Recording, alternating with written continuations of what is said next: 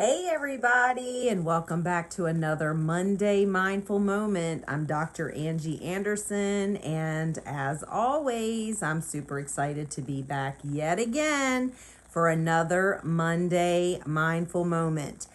Today, we are going to talk a little bit about letting go of resentments. If you're like me, you know how hard it is sometimes to let go of grudges, to let go of those resentments that can be very much consuming and get in our way of living a kick-ass life. So if you have been following along with me each and every week, we are working our way through this wonderful, fabulous book called 52 Ways to Live a Kick-Ass Life. So this book is by Andrea Owen. It's one of my very all-time favorite books. It was a very easy read for me, and I was so passionate about the information that Andrea brings us that I decided to take 52 weeks to go over the life lessons that she gives us in order to live a kick-ass life. So we have been moving along quite nicely. We are on chapter 27 now.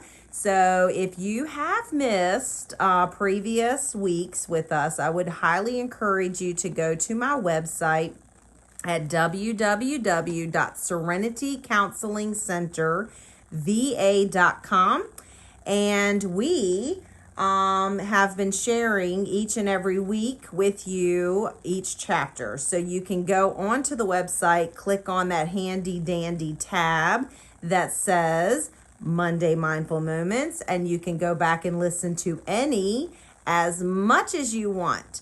If you're joining us on Facebook, I would highly appreciate you liking, commenting, and also sharing, because you never know who might need this message each and every week.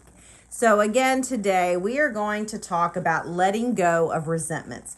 This one's not, well, none of the chapters are very long, but this one is not very long either. But I'm just going to go through in hopes that you will check out the chapter yourself. I'm just going to share with you my takeaways, my aha moments that I like to say. So let's talk about letting go of resentments. So holding on to resentments is like setting yourself on fire and hoping the other person chokes on your smoke. That's true. Feel that?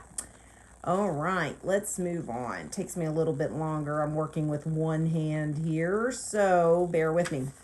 Okay, so letting go of resentment only means that you love yourself enough to let it all go. Remember, if you have been following along, you know this. If not, you're just joining us, then you will learn this very quickly. This book has two important themes. The first one is your worst case fear story is probably not going to happen. And number two, you can't control other people. Just imagine what your life would be like without resentment. You can give yourself the freedom of ceasing to resent anyone for a decision they made. Your resentment is yours. You created it, and you have the power to let it go. This is one of the biggest gifts you can give yourself, not to mention others. Because when you let go of resentments, when you give yourself the gift of peace, you are essentially giving back to the people around you. So those were my takeaways from Andrea Owen. Something that I would like to share with you today is a spiritual release letter that I will sometimes encourage my clients to do. I have done it as well, but this is a great opportunity for you if you want to let go of something that you don't necessarily feel comfortable expressing to another person, or if you don't have access to another person, like perhaps they're not in contact, they don't respond, or they might have passed away. So when you are dealing with things that you need to get off your chest, I would highly encourage you to pull out a piece of paper, write a traditional letter to that person. This is a mock letter. This is something that you're not going to send. You write it to that person as if you are writing them a letter. You sign it. You get everything out. You say it how you want to say it, and just get everything off your chest. Let it all out. When you're finished with this letter, what I want you to do is tear it up. As many pieces of paper as you possibly can tear up. Then you're going to sort them in 3 different piles. 1, you release to water. So if you have no access to running water like a lake, well, a lake's not really running water. So about a river or a creek or even the ocean would be really good. If you don't have access to that, you can always flush it down the toilet because eventually it goes to the river. So the other pile, the second pile, what I want you to do is bury it. And then the third pile, you're going to burn. So this is a really important part of the process because this is the ultimate way of letting go of something that just seems to be quite a burden for you. It's creating resistance in your life. So I would check out that spiritual release letter. This is a great, great way for you to let go of any resentments. If you have any questions, please do not hesitate to reach out to me. That's what I'm here for. This is a wonderful outreach of Serenity Counseling Center and Wellness, and it's for free, so you can't beat that. So check that out. See if that helps you. If you're still struggling, let me know, and I might come up with some other ideas to let those resentments go. First, I always say there's power in awareness. You have to be aware of the resentment that's holding near and dear to your heart that just won't let go for you. And then try that spiritual release letter and see if that will work for you.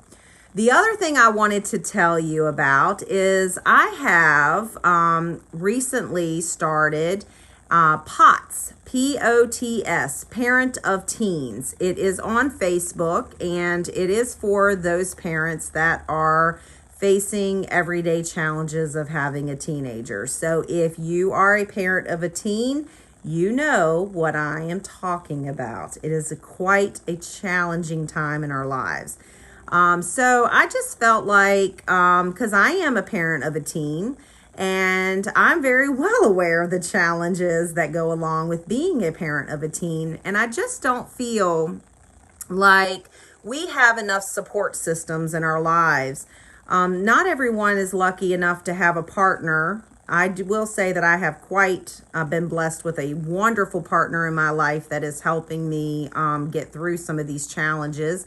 And so not everyone's that lucky. And so it can be very isolating to be a parent of a teen. It feels like you are in this journey alone. And my friends, you are not. So if you are a parent of a teen and you have a friend or a family member that is a parent of a teen, I would highly encourage you to go over and check out POTS, Parents of Teens. You can find it on my personal page for my friends and family out there.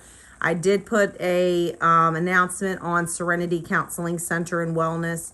So go check that out because I wanted to create a safe space for parents of teens to come together to feel inspired, to feel supported, and to have a place to just know you're not alone in this journey. So please support me in that outreach. It's something brand new. I hope that it will grow, and I'm really looking forward to that. I am also on YouTube and Instagram, so you can go check out Dr. Angie Anderson there for some inspirational sayings. If you don't follow me along on Serenity Counseling Center and Wellness, then I'd encourage you to follow me there. All of my stuff, my mindful Monday moments, Monday mindful moments, my meditations, yoga sessions, and our podcast, Serenity, Wellness, and More, is also on my website. That's a great place to go. Free resources for you. www.serenitycounselingcenterva.com. So I hope everybody's staying healthy, stay well, and as always, namaste.